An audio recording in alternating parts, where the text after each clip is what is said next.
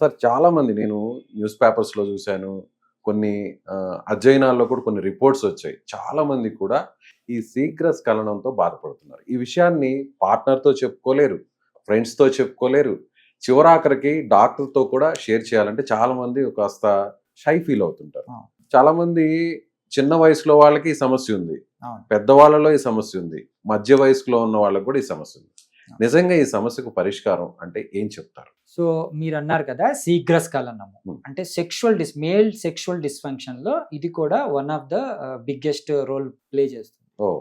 ముఖ్యంగా erectile dysfunction అంటే పురుషాంగ స్తంభన లోపాలు, దాని తర్వాత ఈ శీఘ్రస్ఖలనం అని. సో ఈ శీఘ్రస్ఖలనం అంటే ఏంటి అంటే వాళ్ళు సెక్షువల్ యాక్ట్కి పోక ముందే అంటే ఆ, ఈ ఇంటర్ కోర్స్ జరగక ముందే వీళ్ళకి స్ఖలనం అనేది జరిగిపోతుంది. ఓహ్! అసలు కలవక కలవక ముందే పార్ట్నర్‌తో కలవక ముందే ముందే స్ఖలనం అయిపోతుంది. ఫిజికల్‌గా ఎలాంటి అటాచ్‌మెంట్ అటాచ్మెంట్ లేకుండా. లేకుండానే వీళ్ళకి స్ఖలనం అయిపోతుంది. ఈవెన్ ఫోన్ లో మాట్లాడుతున్నా వాళ్ళకి స్ఖలనం అయిపోతుంది. ఇది ఒక డిజార్డరా ఏంటి సార్ ఇది?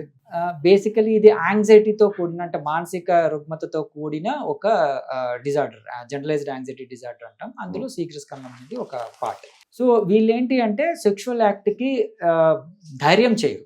అరే నాకు ముందే అయిపోతుంది కదా అని చెప్పేసి కలవడానికి ఇబ్బంది పడతారు. అంటే ఒకవేళ లైక్ అట్లాంటి ఆఫర్ వచ్చినా కానీ ఈవెన్ మ్యారీడ్ పీపుల్లో కూడా త్వరగా అయిపోతుంది కదా అని చెప్పేసి భయపడుతుంటారు కలవడానికి. సో వీళ్ళు బయట కూడా చెప్పుకోలేరు త్వరగా అయిపోతుంది అది.